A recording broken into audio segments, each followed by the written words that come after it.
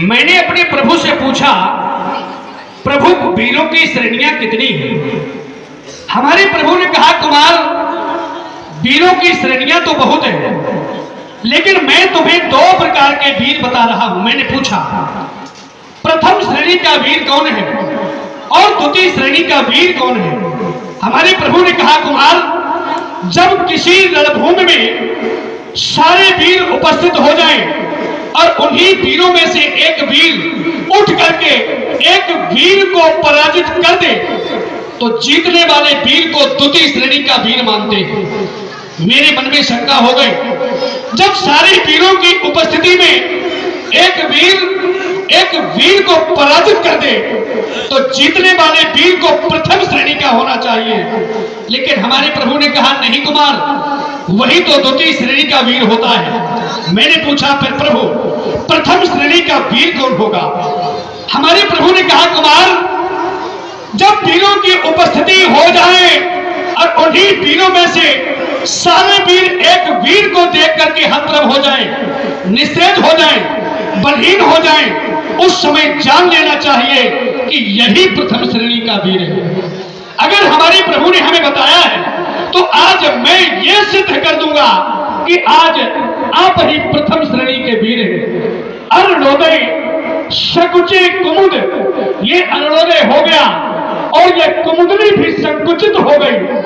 उद्गन ज्योति मलिन और ये तारा गणों का प्रकाश भी फीका पड़ गया।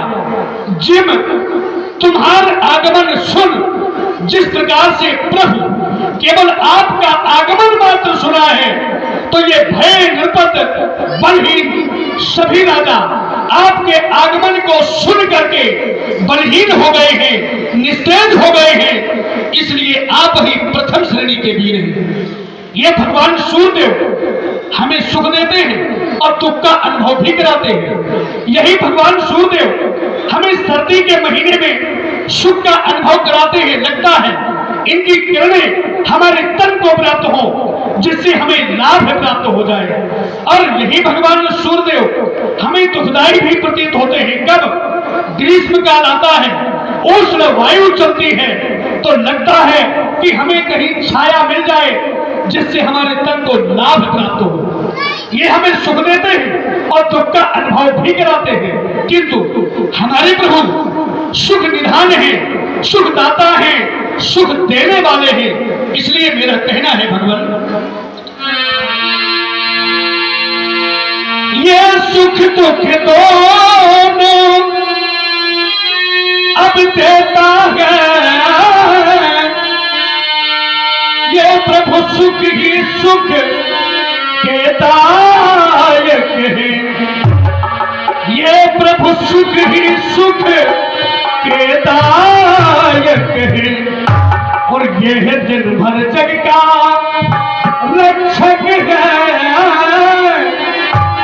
ये प्रभु आठो या मुतकायक है।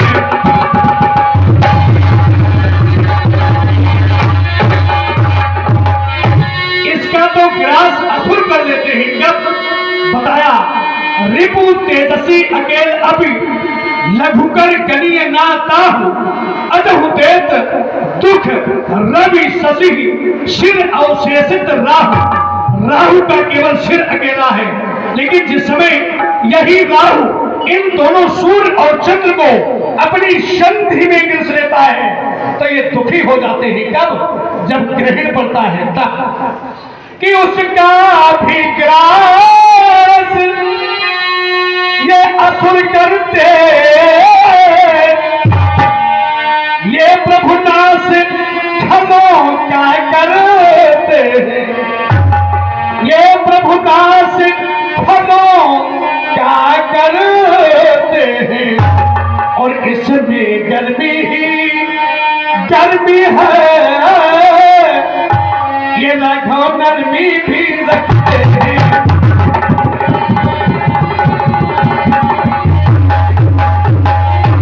सूर्योदय के अब होने से जो ये तारों के झुंड मलिन हुए, ये तारों के झुंड मलिन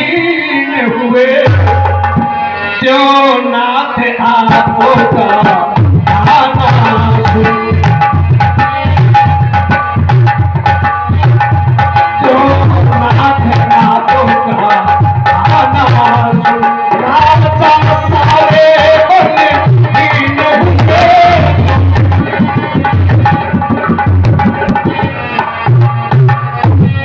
हमारे प्रभु ने इसके पहले कहा था ये जानकी चंद्रमा से बढ़कर है। अगर हमारे प्रभु के हृदय का विचार ये कहता है कि जानकी चंद्रमा से बढ़कर है, तो लक्ष्मण के हृदय का विचार कुछ भी प्रकट करता है। इन भक्तों का ये हृदय और ये कमल सा है, ये इन भक्तों का हृदय अब कमल सा तो भैया आप दिवाकर हैं, तो भैया आप दिवाकर हैं। और यदि सियाचत से बढ़कर है तो आप सुर से चलें।